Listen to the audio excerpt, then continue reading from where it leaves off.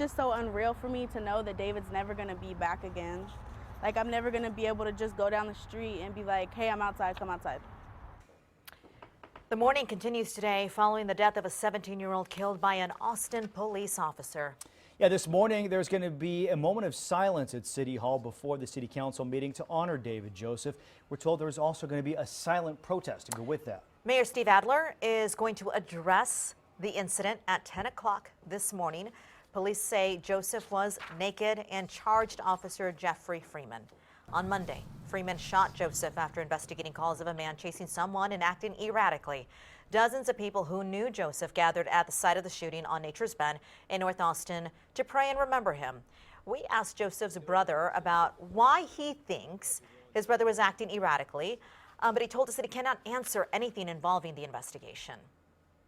Over the past few days since that shooting, the Austin Police Association has been getting criticism and also questions about the officer who shot David Joseph. Alicia Inns now has reaction from officials and also more on the investigation this morning. Good morning, Alicia.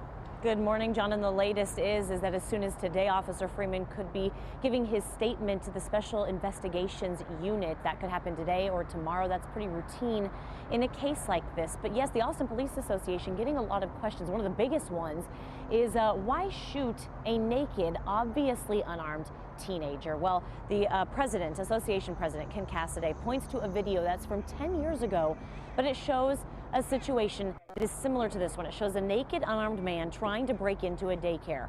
Well, an officer shoots him with a taser, but the man pulls out the prongs and punches her to the ground. The taser clearly didn't work here. Then you see him trying to take something off of her belt. Backup eventually arrives seconds later, and the man is arrested. But Cassidy said the officer could have been killed without that backup. Until you know what's happened in the investigation, withhold your criticisms, and we'll see what the investigation reveals. Well, Cassidy says the officer involved in this week's shooting, Officer Freeman, is a 10-year veteran who previously worked in the Austin Library Administration and served in Iraq. An internal affairs investigation into this shooting is now underway, although Cassidy says he believes that the criticism of how this officer did his job should come after this investigation is fully complete. Of course, we're following this, and we'll keep you posted on what we know. Sally.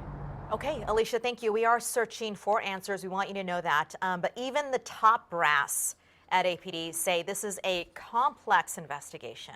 Retired Austin officer Jerry Staton is a use of force expert. He has trained thousands of officers across the state of Texas. And earlier on KXAN News Today, I had the chance to ask him why Officer Jeffrey Freeman would use his gun instead of a taser.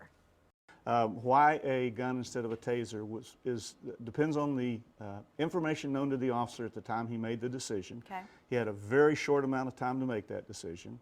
And if the taser fails, it means he would have most likely been involved in a very dangerous physical struggle. A matter of seconds. Staton also said when tasers fail, usually there isn't enough time for the officer to change tactics and then go for a gun if needed.